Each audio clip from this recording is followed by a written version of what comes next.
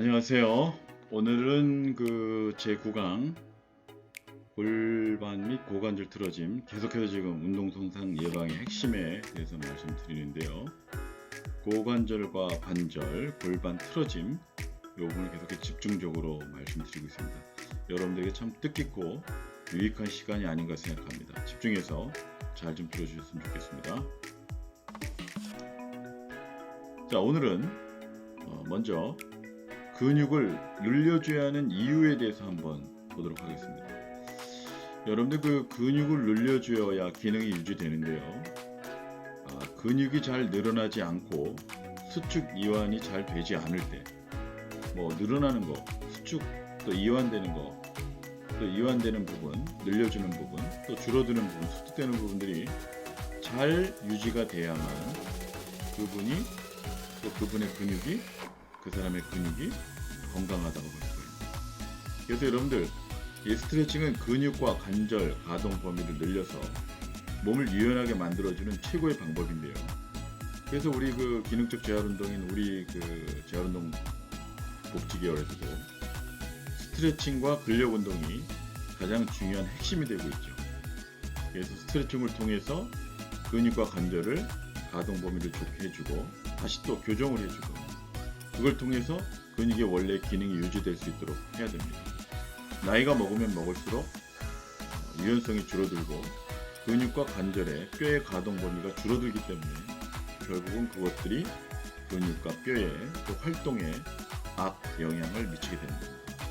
그래서 하루에 10분에서 15분 정도 3회에서 5회 정도 여러분들이 하며 특히 자고 일어나서 근육이 굳어있는 아침에 하는 스트레칭에 유의할 점이 있습니다. 그래서 요건 좀 조심해야 될 것 같아요. 갑자기 일어나서 굳어져 있는 근육, 사용하지 않았던 근육을 스트레칭 하는 것은 좀 서서히 단계를 끌어올려야 될 것 같습니다. 자, 그러면 근육을 늘려줘야 기능을 유지하는 두 번째인데요. 기상 직후는 자는 동안 몸의 체온이 낮아져서 근육이 하루 중에 가장 많이 짧아져 있는 상태입니다. 기상 직후가 우리 몸의 근육이 가장 짧아져 있는 상태입니다. 근데 이 상태에서 처음부터 스트레칭 강도를 올려서 최대한의 스트레칭을 하는 것은 좀 몸에 무리가 따르는 거기 때문에 이때는 최대치 한 60% 정도로 하고요. 두 번째는 80%, 세 번째는 100%로 해서 이 서서히 이 스트레칭 강도를 늘려가라는 소리입니다. 그래서 처음에 이제 다리를 잡거나 스트레칭 해봤을 때 심하게 인대나 건이 아픈 정도가 있다면 거기에서 멈춰야 되죠.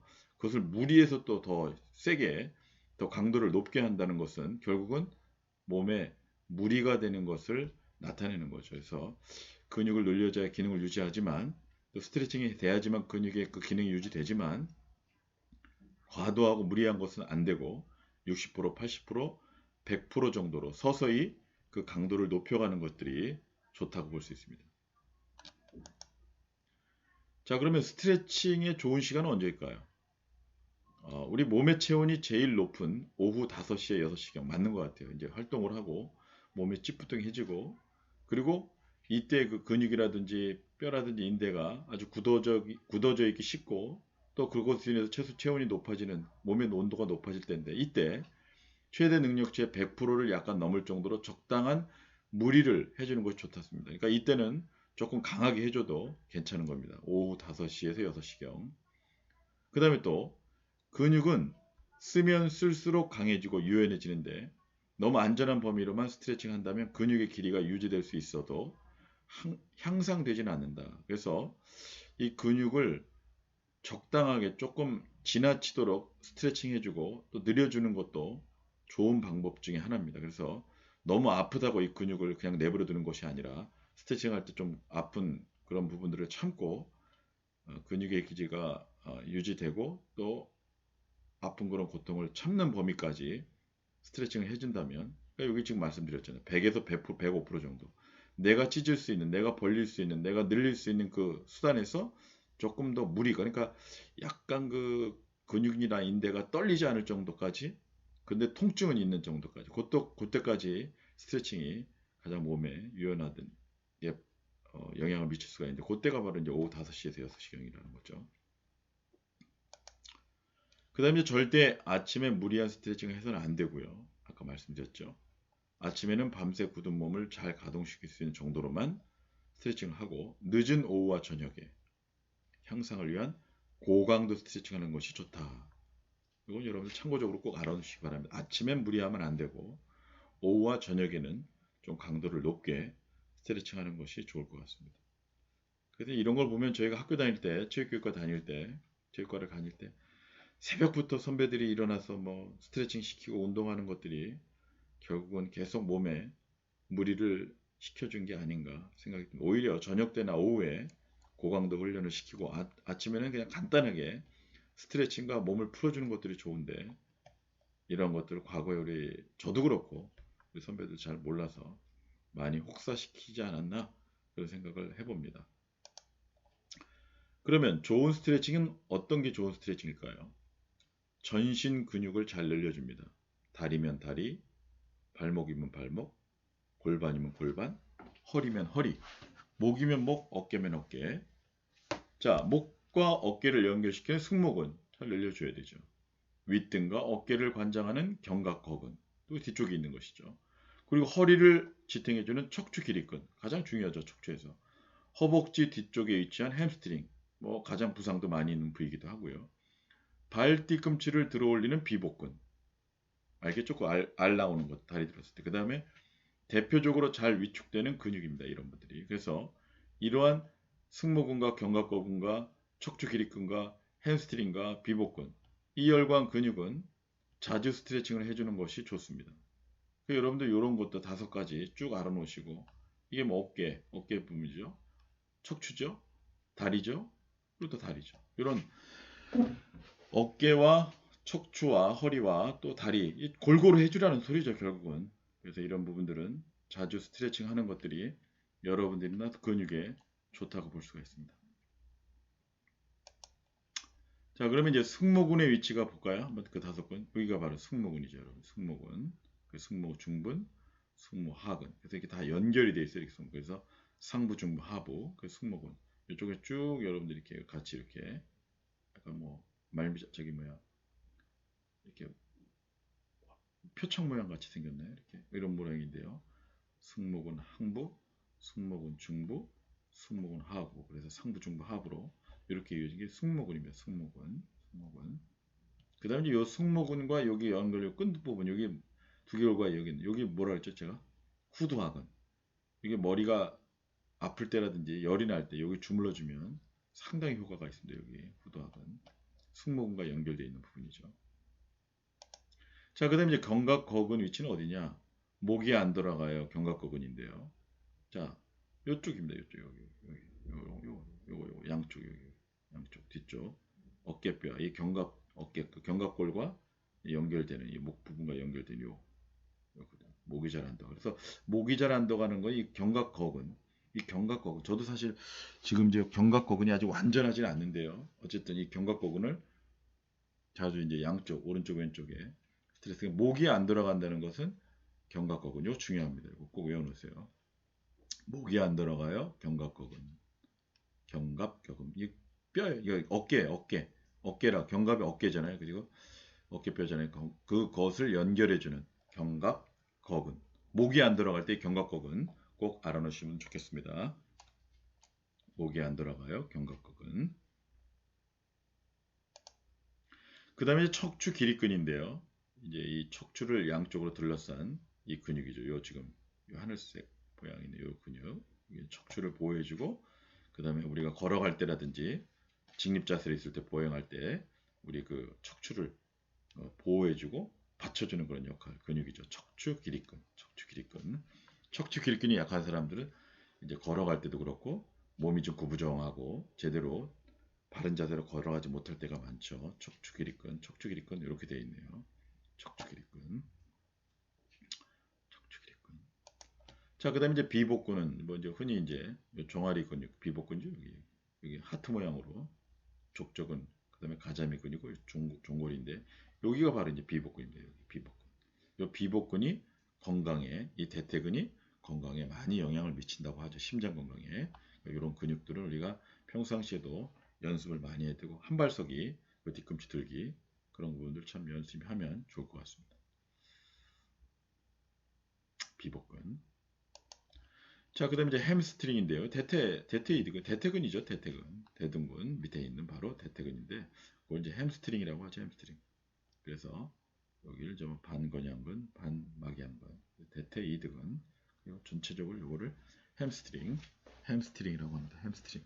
자, 이런 근육, 우리 그 기본적인 기초 대사량뿐만 아니라 우리 건강을 측정해 볼 수 있는, 건강의 척도가 될 수 있는 이 엉덩이 근육과 이 대퇴 근육, 우리가 많이 평상시에 훈련을 해야 되고 또 단련을 시켜야 되는 부분이 아닌가 생각이 듭니다. 자, 그러면 나이가 들면 왜 유연성이 떨어질까요? 자, 나이가 들면 왜 유연성이 떨어질까요? 유연성과 생체의 나이를 한번 볼까요? 나이가 들수록 관절의 움직이는 범위, 또 노화에 따라 관절과 인대의 탄력성 감소, 관절의 가동 범위가 축소되고요. 유연성이 저하되고 무릎, 허리의 만성 통증을 호소합니다. 자, 나이가 들면 들수록 관절의 움직임, 관절의 가동 범위가 좁아져요. 그것은 여러 가지 이유가 있는데 일단은 근육과 인대의 탄력성이 감소되고 또 관절과 인대에 유기적인 어떤 영향이 있지 않을 텐데 이것은 왜 그러냐? 잘 사용하지 않기 때문에 그래요. 그리고 결국은 그것으로 인해서 무릎이 잘 움직여지지 않고 무릎의 통증도 그대로 이어지는 경우가 많죠. 연세 드신 분들 보면 대부분 유연성 좋지 않은 분들이 많습니다.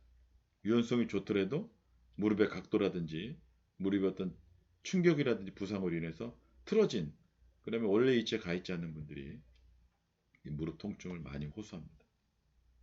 다음. 그럼 우리가 이제 유연성 한번 테스트 한번 해보겠는데 방송에 자, 여러분도 한번 따라해 보겠습니까? 기도하듯이 양 손바닥과 팔꿈치를 붙입니다. 딱 붙여야 돼요. 이렇게 딱 붙이고 머리 방향으로 최대한 뻗어줍니다. 요 붙인 상태에서 쭉 끌어올리라는 거죠. 이렇게 쭉 올려보세요. 이분은 약간 좀 휘어졌네요. 이 사람은 안 붙고 유연성 엄청 안 좋은 거죠. 지금 이 팔꿈치가 붙어야 되는데 붙지가 않아요. 요분도 잘 안 붙던데 요분 좋은 것 같습니다. 자, 기도하는 자세 유연성. 그 다음에 이제 머리 방향으로 쭉 뻗어주는데요. 자, 유연한 몸을 자랑하는 여성들은 이렇게 어깨까지 쭉쭉 올라오죠. 근데 이분도 약간 그 여기 팔꿈치는 붙진 않네요. 어쨌든 이분은 딱 붙었습니다. 붙은 상태에 쭉 끌어올리고. 자, 남자분들은 뭐 이분은 거의 뭐 올라오지가 않네요. 그냥 붙어 있네요. 이분은 또 팔꿈치가 안 붙어요. 유연하지 못한 남성들이죠. 여러분들은 어떻습니까? 겨우 팔꿈치 붙기에 성공했습니까? 아니면 팔꿈치가 안 붙어진 상태도 올라가지도 않습니까? 남자들이 참 이게 유연하지 못해요. 그래서 이게 다 나중에 이 고관절이라든지 견갑골이라든지 또 견갑 거근에 다 무리가 되는 거죠. 그래서 참 목이 돌아가지 않고 유연하지 못한 그런 원인이 되기도 합니다. 자, 먼저 턱까지 올라가면요 50대래요. 턱까지만 올라가면. 그리고 코까지 올라가면 40대랍니다. 유연성. 자, 여러분들 요 팔꿈치가 요 코까지 올라가면 40대, 요 밑에 턱까지만 올라가면 50대. 저는 이 턱까지는 올라갈 것 같은데 나중에 한번 해보겠습니다. 자, 여러분도 한번 해보시고, 자, 그 다음에 이제 눈까지 올라간다. 이때 30대랍니다. 눈까지, 여기 이 팔꿈치 눈까지 30대. 그리고 이제 눈부터 더 올라가면 이제 그거만 20대인데요. 저는 턱까지 올라갈까 모르겠네요. 여러분도 한번 해보시기 바랍니다. 뭐 간단한 테스트이긴 하지만 어느 정도 신뢰도는 있을 것 같습니다. 유연성 테스트 결과. 눈 이상 올라가면 20대랍니다. 눈 이상. 그 다음 눈까지는 30대. 눈까지 한번 도전해 보겠습니까? 다음. 자, 여러분들 이런 병을 들어보셨는지 모르겠습니다. 골반 틀어짐 유발, 무지외반증이라고. 다시 한번 골반 틀어질 유발시키는 무지외반증. 자, 근데 왜 발인데 왜 골반과 문제가 있을까요? 자, 한번 볼까요?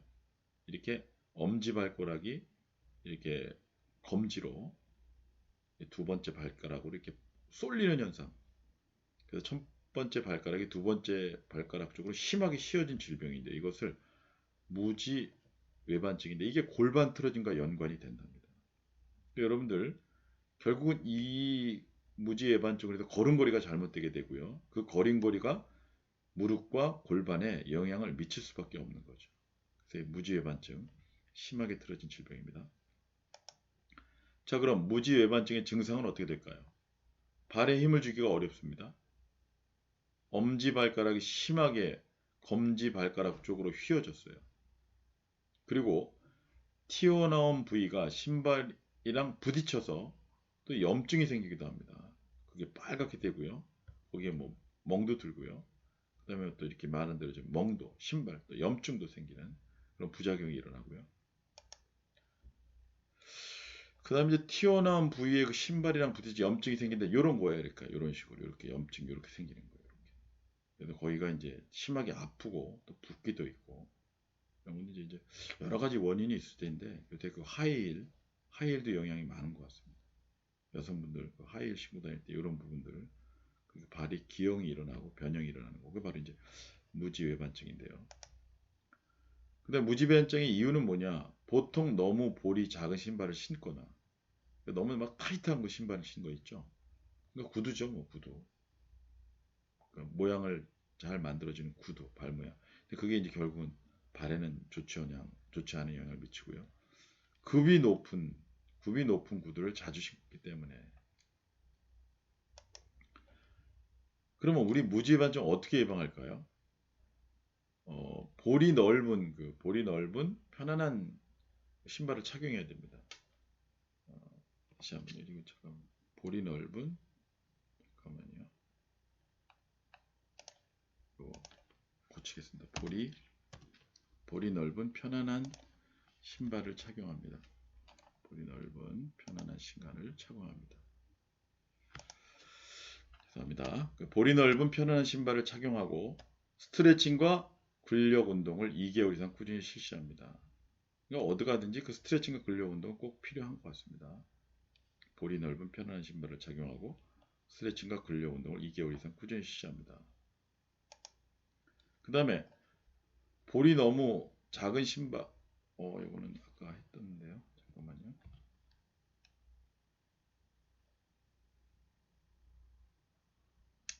이거는 아까 했었습니다. 죄송합니다. 자, 그러면 무지예반증 재활운동 한번 볼까요? 자, 여러분들 이거 한번 본 적이 있는지 모르겠어요. 이 무지예반증 재활운동 아주 효과적입니다. 이거 양반 엄지발가락에 고무줄을 걸어요. 여러분들 그 머리띠 같은 고무줄. 근데 이제 그런 고무줄하고 좀 다르죠. 고무줄을 걸어서 최대한 늘려준 상태에서 발등을 틀어줍니다. 최대한 늘려준 상태에서 발등을 들어줍니다. 죄송합니다. 최대한 늘려준 상태에서 발등을 들어주고요. 결국 엄지발가락에 말려 들어가 있는데 이 중지발가락, 검지발가락 쪽으로 말려 들어가는데 그것을 지금 다시 바깥쪽으로 이렇게 늘려주는 거죠. 그 다음에 이렇게 1분씩 3세트 중간 1분을 휴식합니다. 좀 아프겠죠. 그러나 모양이 다시 이렇게 정상적인 모양으로 돌아옵니다. 그 다음에 이제 이 한손은 이 부위에 집중 압박해주는데 엄청 아파요. 여기 누르면. 왜냐하면 지금 여기가 변형이 일어났기 때문에 이 엄지와 검지 사이의 이쪽 이 중족골, 이 다리에 있는 이 부분, 발에 있는 이 부분들을 눌러줄 때 압박하면 통증이 매우 큽니다. 그러나 효과적이죠. 아주 좋습니다. 효과는. 그래서 한 손은 이 부위를 집중 압박해 준다. 통증이 매우 크다. 자, 그러면 우리가 골반 틀어짐께서 지금 쭉 알아봤는데요. 자, 우리가 무지외반증도 골반 틀어짐에 영향을 주고 여러 가지들이 이제 골반 틀어짐에 영향이 있는데 과연 우리 골반 틀어짐을 예방하려면 매우 많이 얘기했지만 어떻게 하면 될까요? 평소에 올바른 자세를 유지하는 것이 중요합니다. 여러분 걷기도 그렇고요. 계단 오르 내릴 때도 이 바른 자세로 올라가고 바른 자세에 내려오는 거 되게 중요합니다. 그 다음에 굳은 자세를 유지하지 않고 스트레칭을 통해 몸을 늘려주거나 척추의 위치를 바로 잡아주는 유연성을 자주 합니다. 사실 저도 지금 아직까지 사실 뭐 100% 척추 위치가 바로 잡았다고 볼 수는 없는데 이제는 이제 저의 몸을 어느 정도 아는 상태이기 때문에 이 척추의 위치가 얼마나 중요한지 또 그리고 척추와 고관절, 골반의 위치가 얼마나 중요한지 이제는 알았습니다. 여러분들도 이 골반 틀어짐 예방하기 위해서 굳은 자세 유지하지 않고요. 스트레칭 계속 해주고 척추의 위치가 왼쪽과 오른쪽 중에 바르게 가운데 다 잡혀 있는지 그다음 그것을 위해서 유연성 운동과 근력 운동 하고 있는지 여러분들 한번 고려해 보고요. 다리 꼬고 앉는 거는 별로 좋지가 않습니다. 여러분들 항상 조심하시기 바랍니다. 그 다음에 1일 30분 이상 바른 자세로 걷고 수영이나 자전거 타기 등을 통해 근력을 강화한다. 물론 좋은데 어떤 방법으로 스트레칭하고 어떤 방법으로 간영하는지는 요건 여러분들이 이제 좀 배우셔야 됩니다. 그 다음에 다리를 꼬거나 하는 습관 벗어나야 한다. 금방 말씀드렸죠.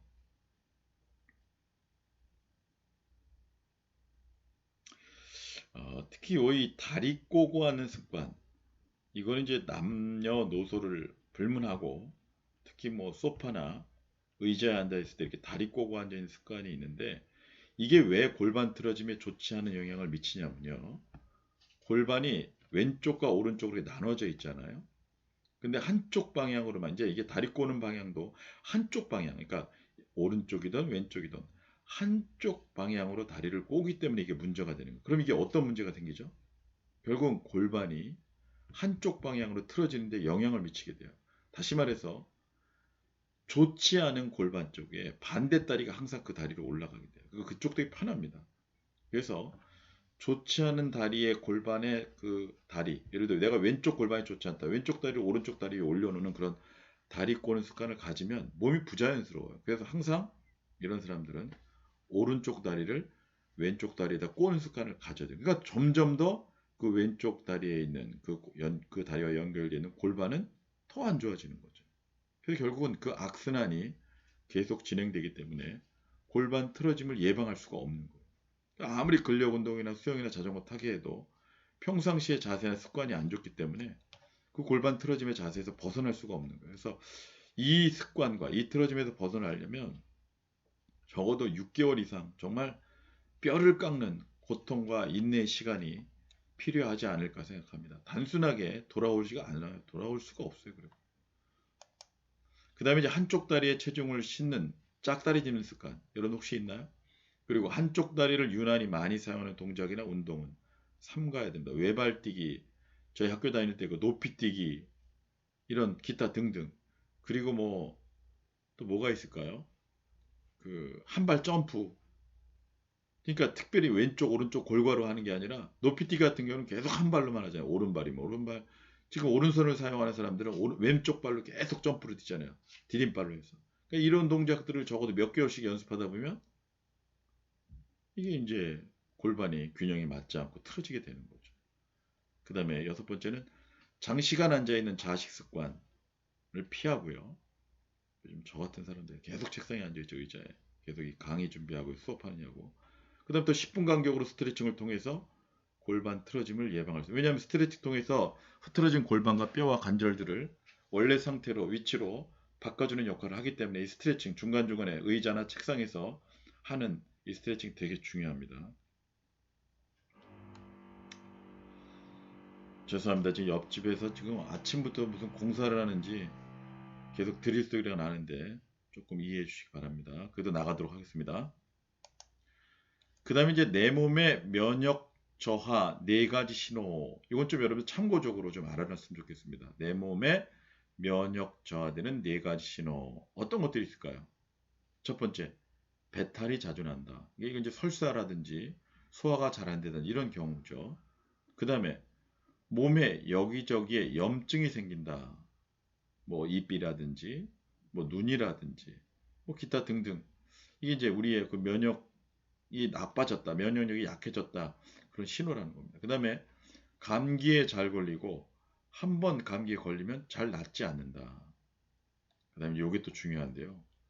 대상포진 같은 이런 그 몸에 어떤 질병이 발생한다. 이게 대상포진 같은 경우에는 면역 저하의 대표적인 그 유형 중에 하나거든요. 그럼 면역 저하의 주범 10가지는 뭘까요? 골고루 잘 먹지 못하는 식사, 비만. 저도 요새 참 살 때문에 많이 고민인데요. 그 다음에 이제 비타민 부족, 영양이 부족한 거죠. 4대 영양소라든지 이런 것들이 제대로 갖춰져 있지 않고. 그 다음에 아연, 셀레늄, 마그네슘 섭취량이 적을 때, 철분 섭취가 많을 때, 또 흡연을 하는 사람들. 셀레늄이란 건 뭐냐면 원자번호 34번인데요. 신체 조직의 노화를 막는 속도 지연시키는 요거 셀레늄 그거랍니다. 좀 확인해 봤어요. 또 흡연 말고 또 뭐가 있을까요? 편식할 때, 그리고 운동 부족할 때, 스트레스가 심할 때, 수면 부족할 때. 여러분들이 10가지 중에 몇 가지나 될까요? 저는 보면 요새 좀 수면이 부족한 것 같습니다. 그리고 스트레스, 아무래도 이제 학생들을 상대하는 직업을 갖고 있다 보니까 그런 부분들이 좀 없지 않습니다. 그 다음에 또 흡연, 저는 흡연 안 하니까 철분 섭취가 많을 때, 이제 뭐 염분이나 이런 걸 얘기할 거겠죠. 그 다음에 아연, 마그네슘 섭취량이 적을 때, 그 다음에 골고루 잘 먹지. 골고루 이건 맞는 것 같아요. 저한테 비만 맞는 것 같아요. 저도 한 3, 4가지 정도는 해당이 되는데, 여러분들은 과연 면역저하의 주범 10가지 중에 몇 가지가 해당이 될까요? 자, 이런 증상이 나타나면 여러분들 위험 신호니까 여러분들 준비하시고 조심하셨으면 좋겠습니다.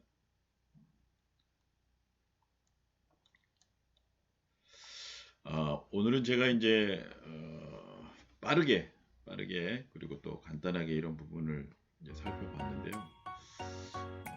끝으로 한 가지 제가 더 말씀드리면, 여러분들 그 처음에도 제가 얘기했지만 건강한 사람은 신체와 정신적으로 또 사회적으로 다 완전한 상태를 얘기하는 것입니다. 그러니까 어떻게 우리가 먼저 외형적으로 몸이 좋다, 그 다음에 또 난 뭐 몸이 말랐다, 그래서 이 사람은 건강하다, 그건 아닌 것 같아요. 그러니까 신체적으로 또 육체적으로 아무리 몸이 좋고 운동을 많이 해서 근육질을 찌라도 우리 몸의 면역력이 떨어지거나, 그리고 신체적인 것뿐만 아니라 정신적으로 사회적으로 문제가 되면 그 사람은 온전하게 건강하다고 보기가 좀 어려운 것 같습니다. 그래서 진정한 건강한 사람이란 WHO에서도 얘기한 것처럼 신체적인 것뿐만 아니라 정신적인 것뿐만 아니라 사회적으로도 이 3가지가 완전한 어떤 그 모양체를 갖춰진